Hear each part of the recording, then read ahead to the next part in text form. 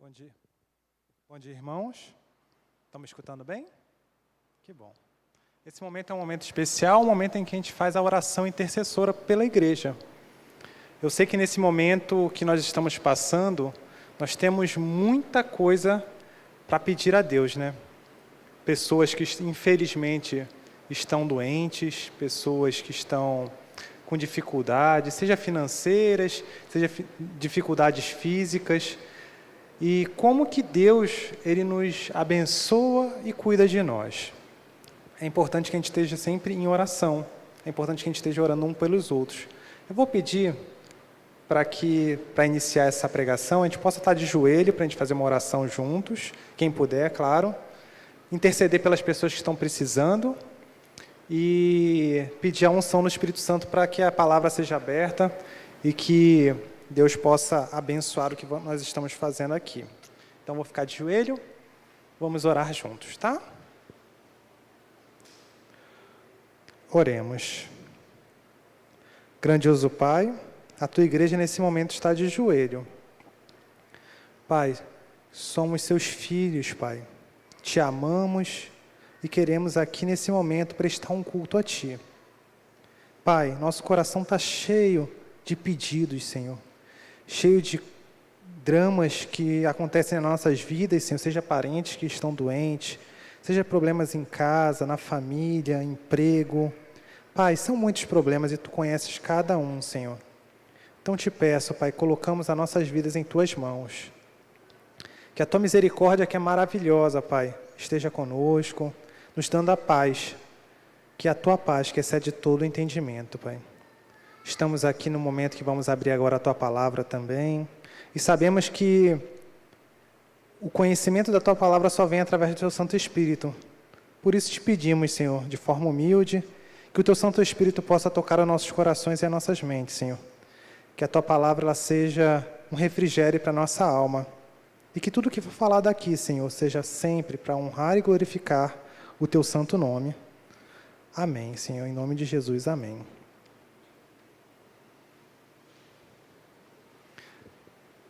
Amigos, vou pedir para o Carlinhos botar aí a mensagem.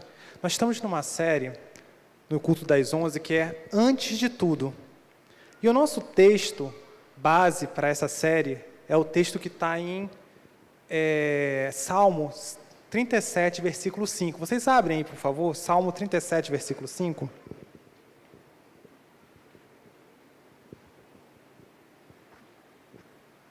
Deixa eu passar aqui. É um salmo bem conhecido, né? Então, a nossa série ela vai falar justamente desse salmo.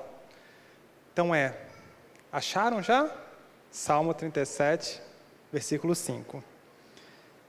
A Bíblia diz o seguinte: entrega o teu caminho ao Senhor, confia nele e o mais ele fará. A série desses domingos, desses cultos de 11 horas, cada palavrinha dessa é uma pregação. Há 2 sábados atrás foi entrega, né? Depois foi o teu caminho.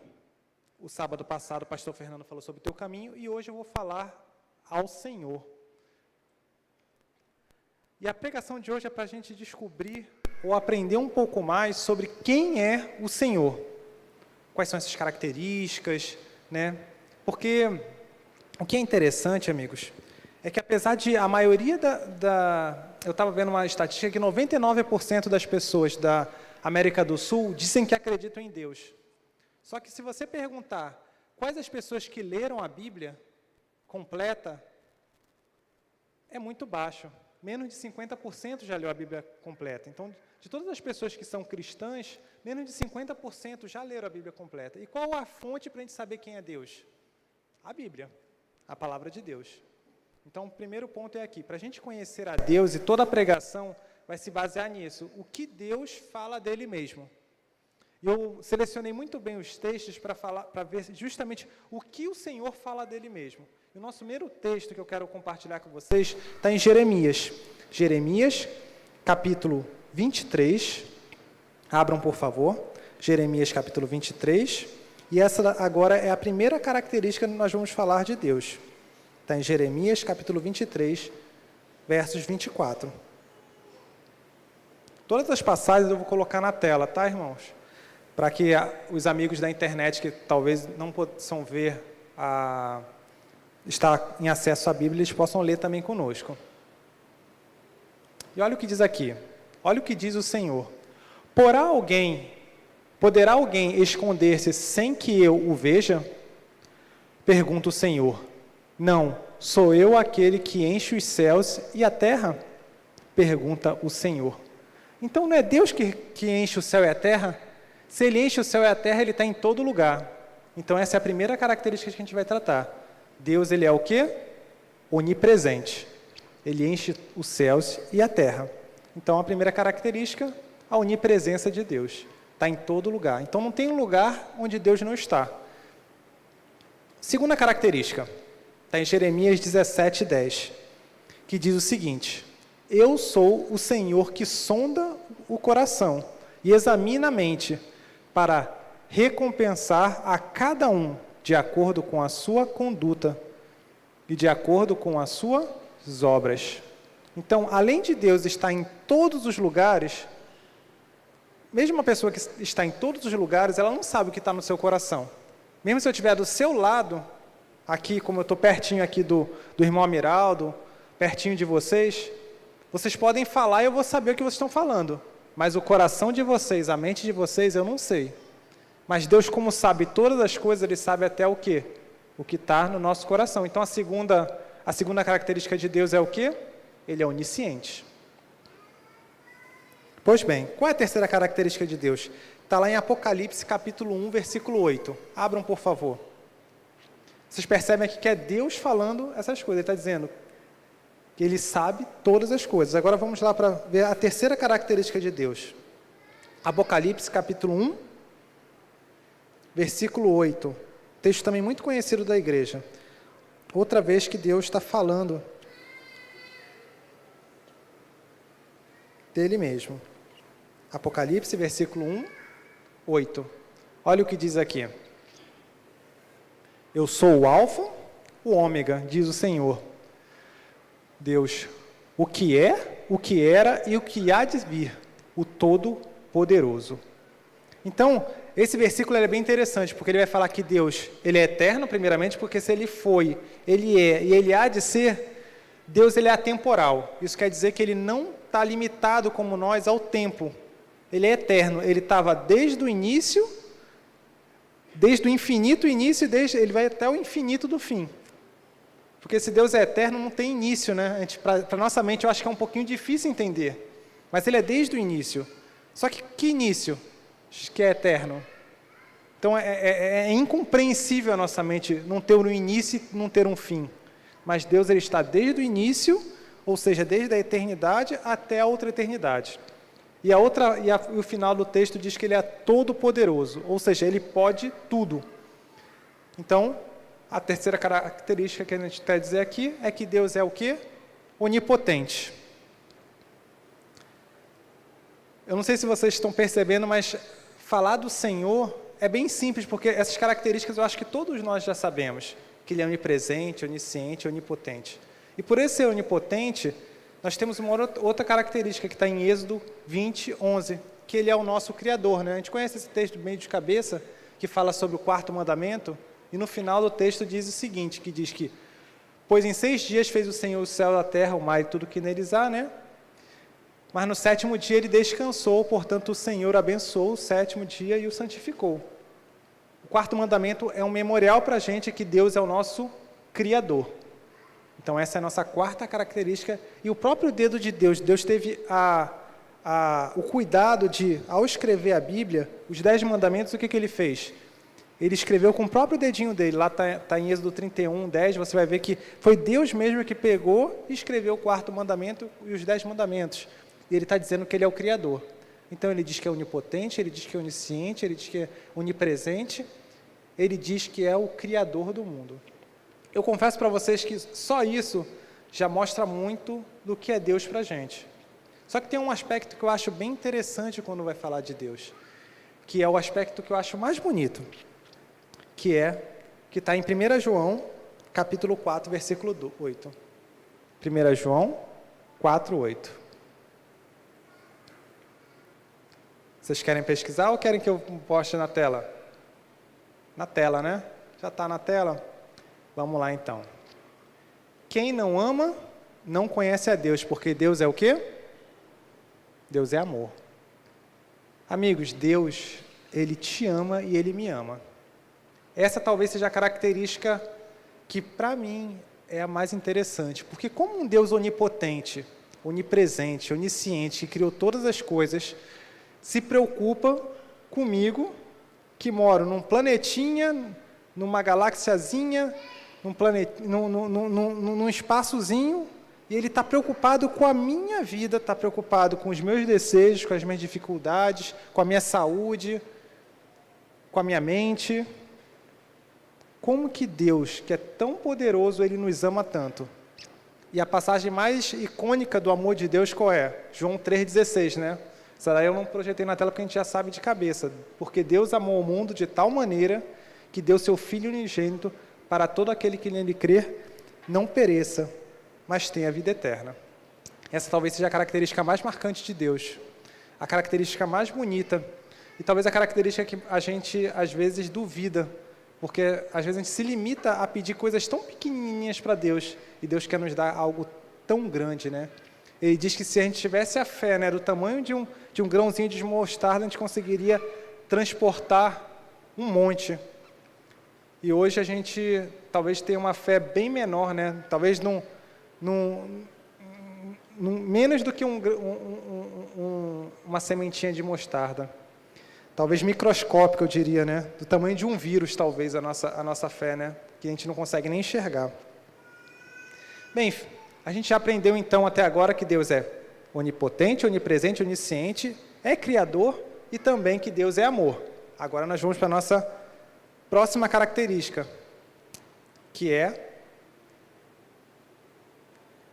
um fato interessante. Vamos lá. Mateus capítulo 3, 16 e 17, eu não coloquei na tela aí porque eu vou falar para vocês o que aconteceu aí nesse momento. Em Mateus, se vocês quiserem ver, e a imagem é bem ilustrativa perante isso, fala sobre o batismo de Jesus. E no batismo de Jesus, há uma coisa interessante. É o primeiro momento da Bíblia, no batismo de Jesus, que mostra as 3 pessoas da divindade.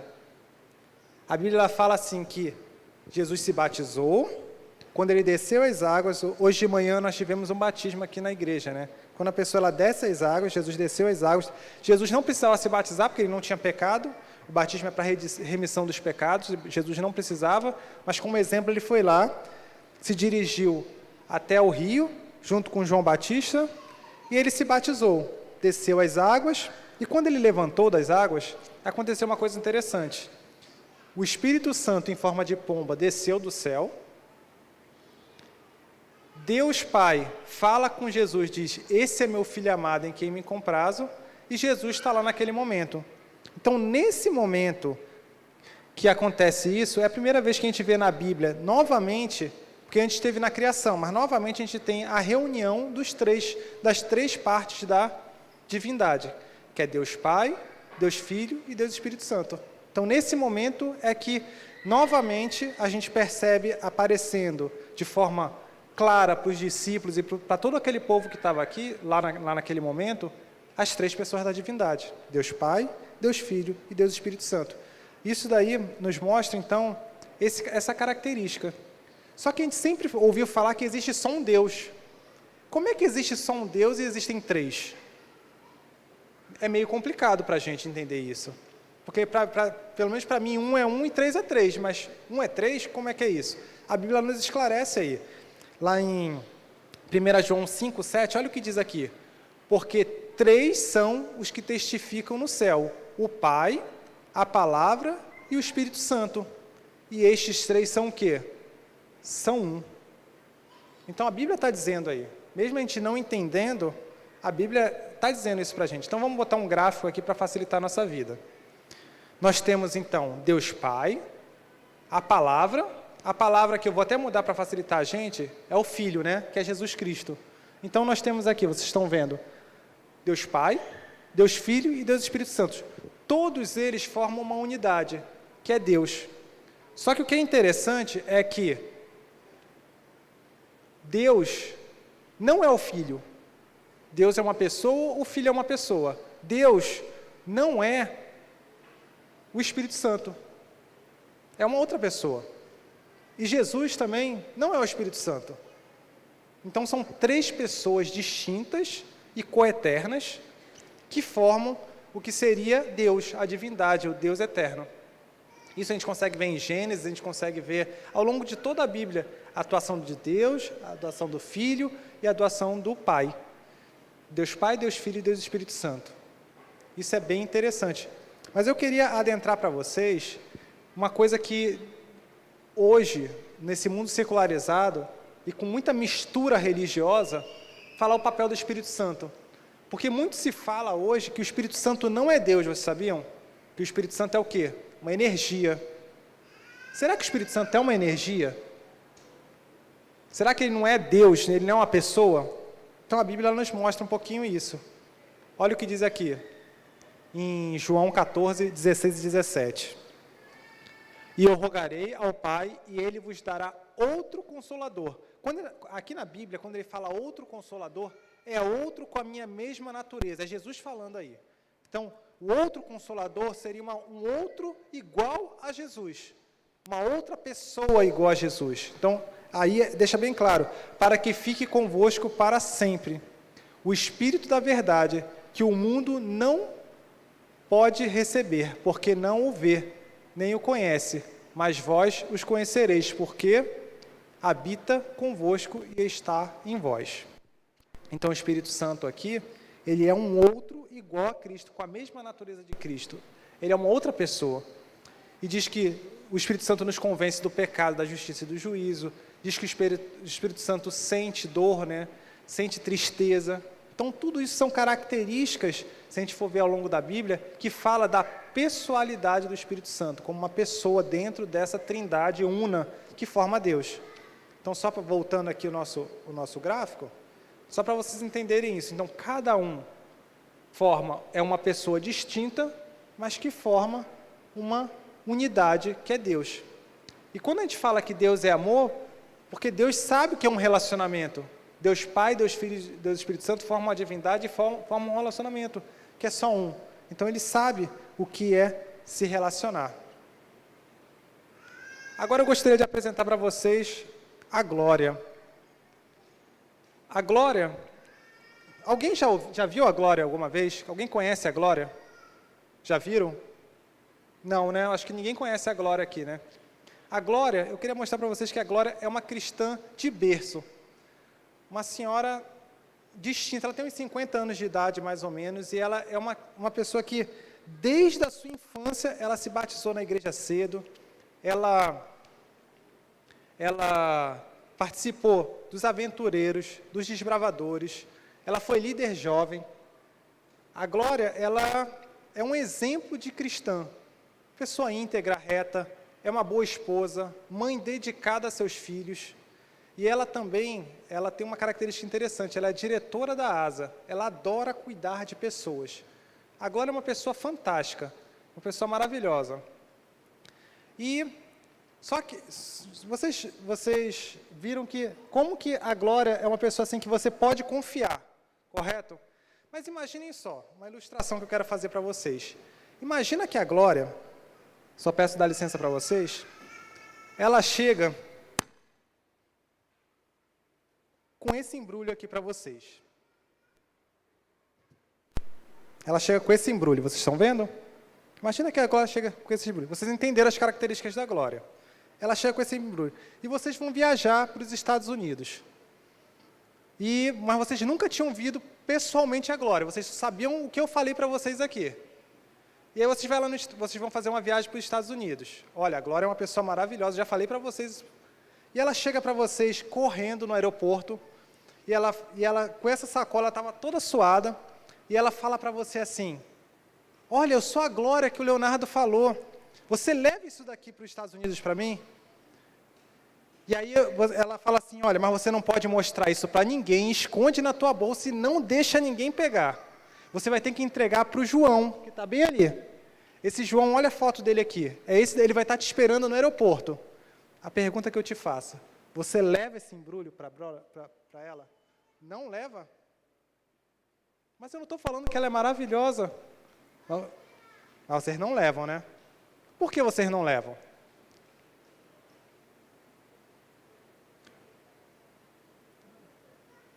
Porque, eu sei porque vocês não... Mas vamos mudar as pessoas, então. Imagina se, em vez de ser a Glória, é a sua mãe. E se, em vez de ser sua mãe, o rapaz que vai entregar é seu irmão. E ela fala, olha, eu não posso falar o que tem aqui dentro. Mas se a tua mãe falasse, você leva isso daqui para mim, entrega para o teu filho, é uma questão de vida ou morte. Você leva? Leva. E por que você leva da tua mãe e não leva da Glória? Existe uma palavra bem simples, né? Você não tem um relacionamento com a Glória. Você escutou eu falar da Glória, mas você não sabe realmente, porque você não viu, você não conviveu com a Glória. Não é verdade? Só que é isso que acontece com a gente também com Deus.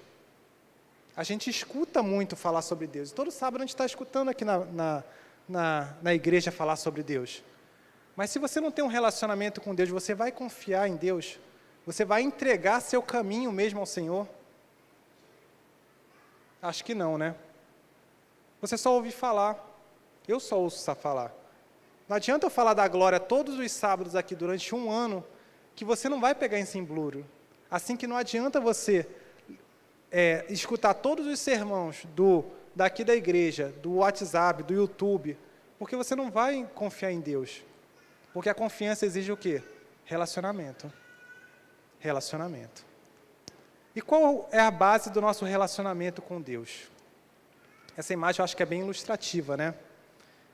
A base do nosso relacionamento com Deus, ela se dá através de duas coisas básicas e diárias. É o quê?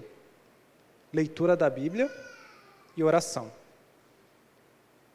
Sabe, amigos, às vezes a gente está há muitos anos na igreja.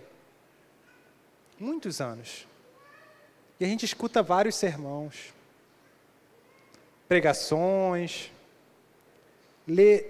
entende várias coisas, faz estudo bíblico, mas a gente não tem esse relacionamento íntimo com Deus.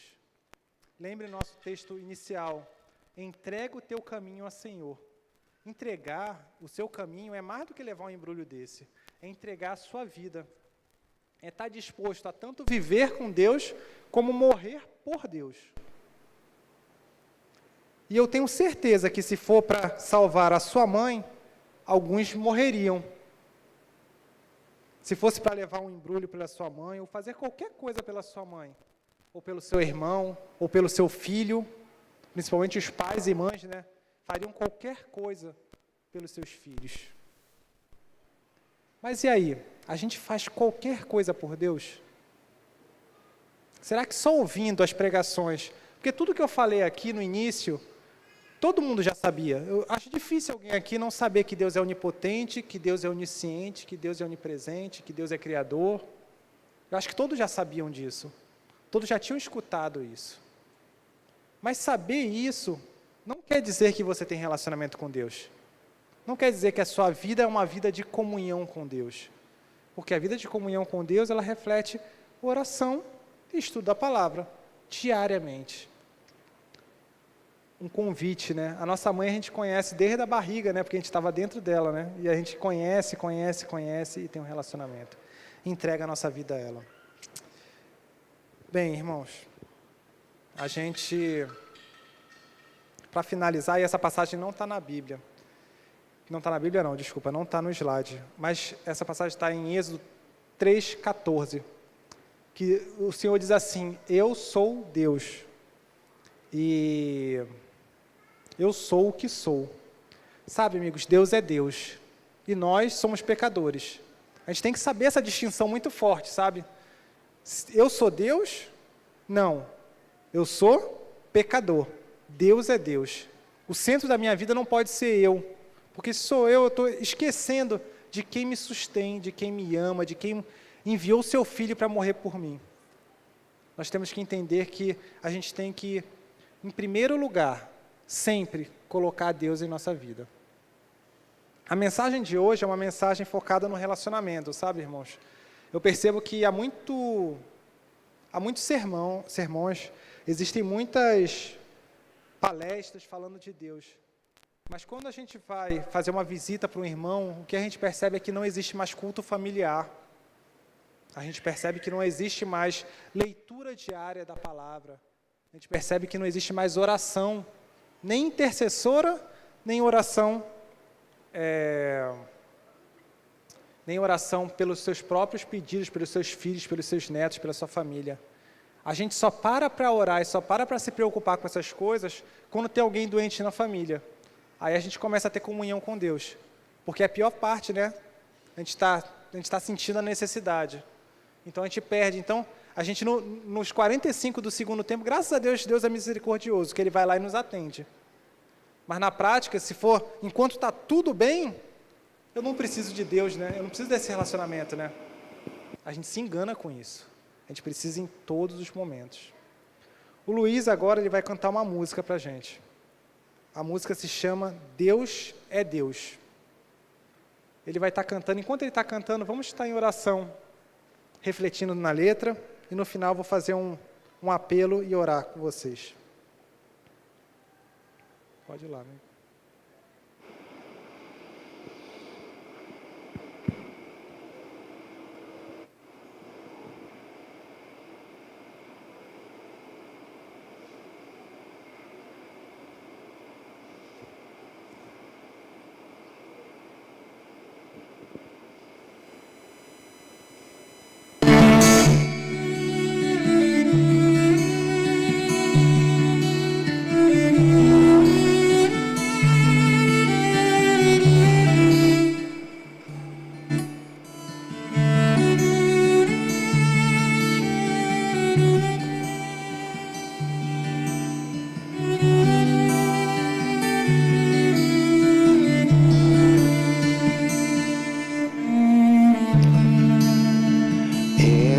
Capaz de cessar meu clamor quando a razão repousar em silêncio, quando o orgulho rogar por favor e a intolerância pedir paciência. Tão improvável é crer, tudo coopera pro bem, mas as respostas estão em quem tudo pode mudar, tudo pode fazer, basta eu aceitar que Deus é Deus, bem maiores que os meus, são sonhos de Deus, basta eu aceitar que Deus é Deus.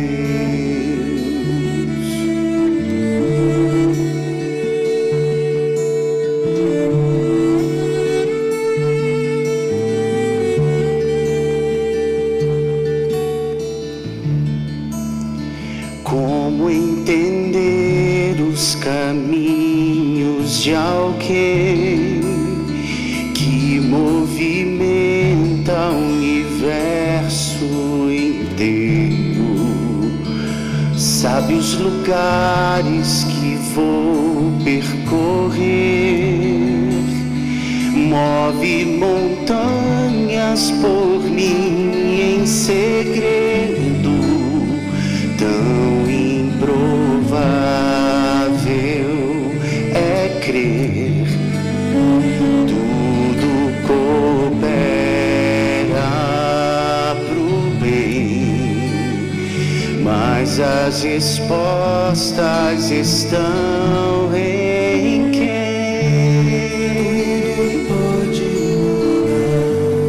tudo pode fazer, basta basta eu aceitar que Deus é Deus, bem maiores que os meus, são os sonhos de Deus. Basta eu aceitar que Deus é Deus, tudo pode mudar, tudo pode fazer. Basta eu aceitar, bem maiores que os meus, são sonhos de Deus. Basta eu aceitar que Deus é Deus.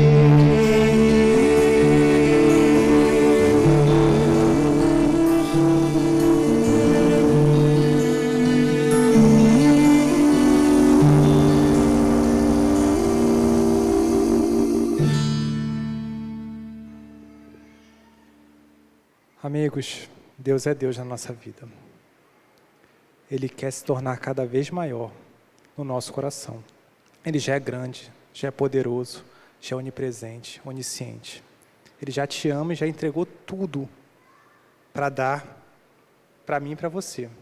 Entregou seu Filho amado. O que está faltando para a gente se relacionar com Ele? Tem um convite para você. Quem quiser, nesse momento, é um desafio. É um desafio para mim também. Quem deseja realmente, hoje, mudar a sua vida e a partir de hoje ter um relacionamento com Deus, diário. Quem quiser, me acompanhe em pé para a gente fazer a oração final.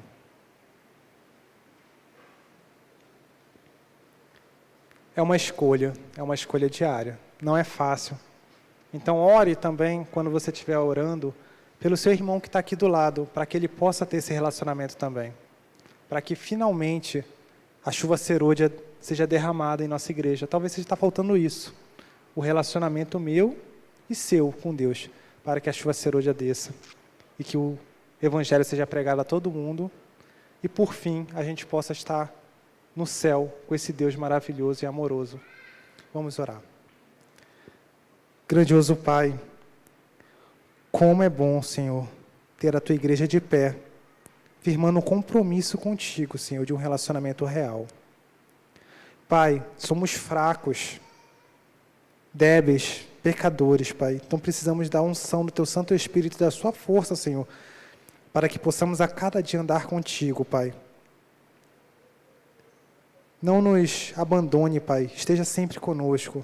Por mais que erremos, por favor, continue com o Teu Santo Espírito tocando nossos corações e nossas mentes, Senhor, para sempre voltarmos a Ti, Pai. Pai, incomode o nosso coração também, Senhor, para cada dia a gente ter o desejo no coração de ler a Tua palavra. A cada manhã que a gente possa, Senhor, estar lendo versículos e ensinamentos que Tu tens aqui maravilhosos na Tua palavra, Pai. Pai, nem que derrube-nos da cama, Senhor, para orarmos de manhã, Senhor. Faça isso por nós, Senhor. Nos permita que cada dia nós possamos estar orando, que nós estarmos intercedendo pelas pessoas, estarmos orando pela nossa família, Pai. Pai, eu te peço, Pai, que o Senhor esteja com a Tua igreja, Pai. Esteja com cada um aqui, com a família de cada um, com os desejos, lutas, que o Senhor dê força. E para as tristezas que assolam o nosso coração, Senhor, pela perda de parentes queridos, que o Senhor nos dê a paz, Pai. Nos leve agora em paz para nossas casas, Senhor, na certeza que Tu nos ouve, na certeza que Tu nos ama e na certeza que Tu quer o melhor para nós. Tudo isso te pedimos, Senhor, e já lhe agradecemos, em nome e por amor de Jesus.